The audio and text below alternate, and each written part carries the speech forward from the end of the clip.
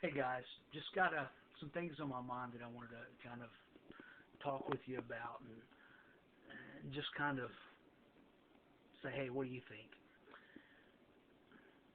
Maybe it's just because I need to get it off my chest. Who knows? Um, Regardless, here lately, I've been looking a lot and reevaluating what my thoughts are on Twitter, Facebook, and things like that. And let me kind of explain why. I'll back up for a minute and just tell you, I'm an open book. You can go back and you can look at some of the things that I've posted, some of the things that I've said about Twitter, and how I've really thought that it's a valuable tool. And I still do think that because, I follow a lot of people. I get a lot of people that follow me. I have a lot of friends on Facebook. And one of the things that I like about it is that even though the comments are so random sometimes, the status updates are random, if you can weed through the randomness of, hey, I just stepped in some chewing gum, and get past that, then you can see these random tweets from people that talk about the needs that they have in their life, things that maybe they need to pray for, they need to be prayed about for. So it gives us an opportunity to really step up and pray, whereas maybe we otherwise wouldn't know, because we have that glimpse into people's lives. Here's the downside. Today I see a lot of us, people who, and I'm going to use the phrase, so-called Christians.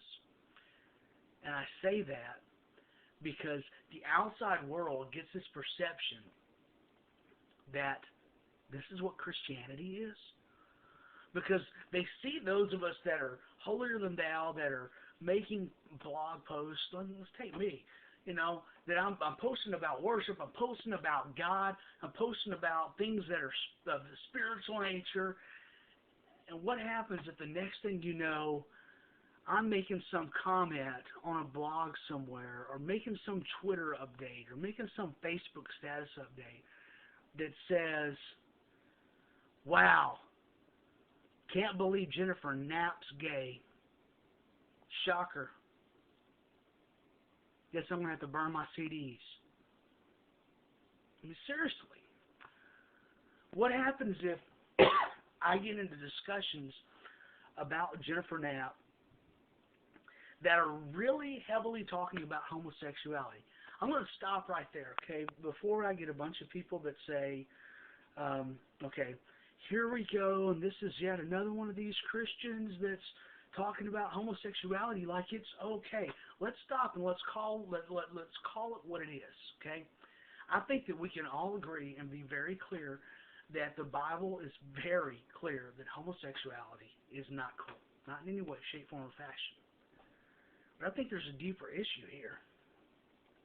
Because in so many of my peers, so many of my friends, so many people that I esteem, that I've seen that have talked about health care, the health care bill that was passed, the Obamacare, if you will, that have talked about people coming out that are homosexual, a slew of things. Their comments have been nothing short of venom, pure venom.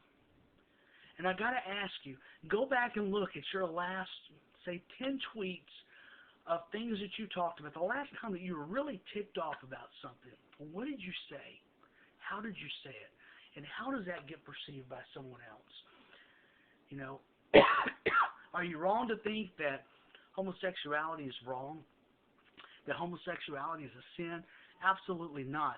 But what happens when you start, as a Christian, and to an outside world of non-Christians, start bashing the fact that someone in the Christian music world has come out and she's not denouncing her homosexuality. No, she's still living with her partner. Guess what? I'm a worship leader. I'm a perfect man right? Absolutely not. But you know what? I'm not gay. So I guess that makes me that much closer to God, right? You see, we tend to forget sometimes that while we're off preaching to those that are not believers, when we start going down the Roman road with them and we start preaching to them the plan of salvation, and we start saying, you know what, sin separates man from God. And we're told in the Bible that for all have sinned and fallen short of the glory of God. And that means that I'm a sinner, you're a sinner, so-and-so's a sinner. That there's no one that's perfect, that we're all sinners. That we tell them that, but yet we start categorizing sins when we start talking about them on Twitter and Facebook to make it sound as if, hey, those sins that we talked about, that they're all equal. It really is not the case, because that's really not how I'm going to look at it.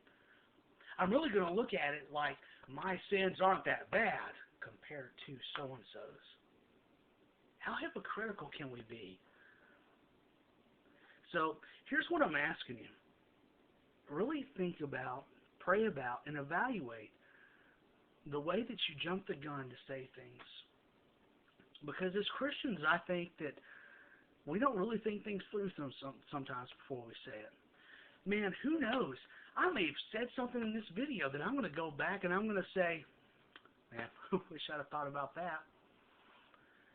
You know why? Because I am imperfect. Because I am a sinner. Because I do things that are sinful. Now, do I continue on in a sinful nature?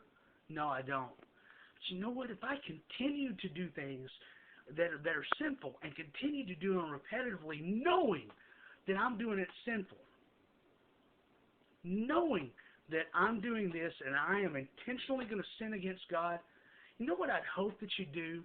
I would hope that someone would say, you know what, Jason, hey, let's talk to you about this. Because I love you and God loves you. And because we serve a God that's a loving God that doesn't want you to sin, that sent His Son to die for you. And if He'd be willing to give His own Son because He wanted you to be with Him in heaven, then He's not going to sit there and go, well, the choice is yours, dude. You sinned, so that's your own call. I'd really hope and pray that you do that for me. That you wouldn't sit there and take the time to spew venom on a blog somewhere in comments or in 140 characters on Twitter or a Facebook status. Think about that.